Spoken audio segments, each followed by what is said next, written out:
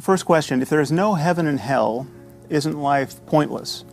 How could it possibly matter in the scheme of things if we treat one another morally or deepen our scientific understanding of the universe? We're all going to die. So doesn't atheism, by definition, rob life of its meaning? This is an odd question that I get almost always from religious people. This is I consider this a kind of software glitch of the human mind. It's not a question that resonates with me, and I want to try to unpack why I think it's so strange. The subtext of this question, and even rather often the text, is that unless experience lasts forever, there's no point. It means nothing. So just try to map this onto your life. Every good meal you've had, every pleasant experience as opposed to an unpleasant one, every relationship, none of it means anything because it ends. A good movie is meaningless. It's no better than a bad movie because it ends.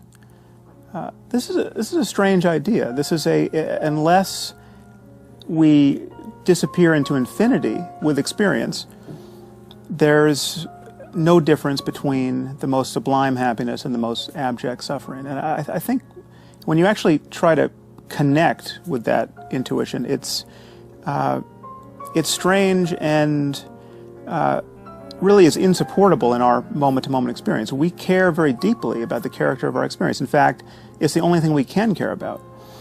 And I think quite to the contrary, this notion of eternity, this notion of nothing matters here, but it matters in over the long haul, in the afterlife, because the bulk of our experience is after we die.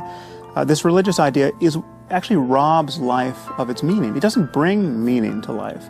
It renders meaningless all of the precious moments we have while alive. And this is the only life we're certain of. And it's continually ending. It not only ends in death, but it ends in each moment, and things change. And that makes each moment precious. So when you take an experience like, if you're a new parent and you're carrying your child, say, what you do, you pick your child up hundreds of times a day, it seems, and you never think that there's going to be a last time you do that. I mean, at a certain point, your child's going to get too heavy to pick up. You don't pick up 15-year-olds for the most part. At a certain point, you will have picked your child up for the last time. Now, we tend not to go through life thinking in those terms, but if we realized that it's as though we're standing in front of a kind of a ticket machine at a deli counter, and we're just pulling tickets, not knowing how many are in there, and at a certain point, you pull, and you've got the last one in hand for every experience. There'll be a last time you pick your child up, and you will not have noticed that was the last time. That makes life very precious, and certainly death, the final ticket at the end of life, makes it all incredibly precious. It's just, it could not be more precious, and its preciousness is not predicated on it lasting forever, as though such a thing could even make sense. So this is another mode in which religion convinces us not to take death seriously, and that's actually its selling point. We don't have to take death seriously because we live for eternity after we die.